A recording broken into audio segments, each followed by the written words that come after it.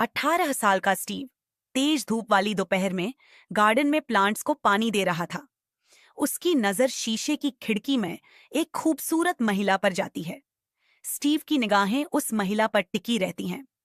Steve उस महिला के घर के दरवाजे तक जाता है और देखता है कि उसका अंडरवेयर सूखने के लिए कुर्सी पर रखा हुआ है। वो महिला अमांडा उसके कंधे पर पीछे से थपकी देती है। चौंक कर स्टीव गलती से अमांडा पर पानी गिरा देता है। स्टीव अमांडा को सॉरी बोलता है। अमांडा ने स्टीव को उसके घर के अंदर आकर पौधों को पानी देने के लिए कहा। यहां हमें पता चला कि अमांडा फिलॉसफी की प्रोफेसर हैं। वह एज अ गेस्ट लेक्चरर 3 दिन के लिए कैम्ब्रिज यूनिवर्सिटी जाने वाली हैं। स्टीव ने लेक्चर की तैयारी में अमांडा की मदद की थी। अमांडा फिलॉसफी के क्षेत्र में स्टीव के ज्ञान से बहुत इम्प्रेस थी। इसके अलावा स्टीव का जन्मदिन भी अगले दिन था। अमांडा ने स्टीव के गाल पर किस देकर उसे विश किया। हमें पता चलता है कि स्टीव को अमांडा से पागलों की तरह प्यार हो गया है। वह अपने दोस्तों जैक और जेनी से मिलता है और उन्हें बताता है कि वह अमांडा के प्यार में कितना पागल है। स्टीव के मन में बहुत सारे सवाल हैं।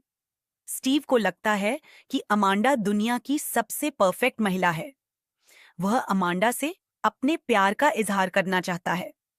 लेकिन अमांडा की क्या प्रतिक्रिया होगी? क्या स्टीव अमांडा के लिए बहुत छोटा है? क्या अमांडा को गुस्सा आएगा? स्टीव बेहद बेचैन है। स्टीव की दोस्त जेनी उसे कहती है कि वह ज्यादा कोशिश न करे। वह उसे नॉर्मल रहने और नेचुरल बिहेव करने के लिए कहती है। अपने बेचैन मन को शांत करने के लिए स्टीव रनिंग करने जाता है। फिर वह वर्कआउट करता है। 3 दिन बीत गए। अमांडा वापस लौटने वाली है। स्टीव पहले से ही अमांडा के घर पर इंतजार कर रहा है।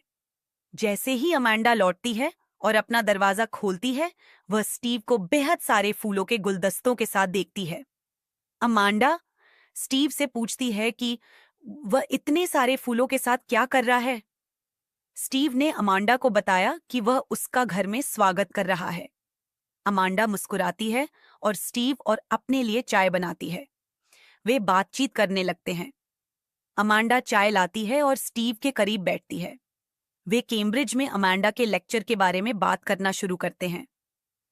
अमांडा स्टीव से कहती है कि उसने कैम्ब्रिज यूनिवर्सिटी में द फिलॉसफी ऑफ लव के बारे में लेक्चर दी थी। अमांडा ने प्यार के बारे में कुछ सुंदर गहरी पंक्तियां कहीं। स्टीव अमांडा की बातें सुनकर उसकी आंखों में डूब गया। बातें बहुत इंटेंस हो गईं और वे एक दूसरे को चूमने लगे।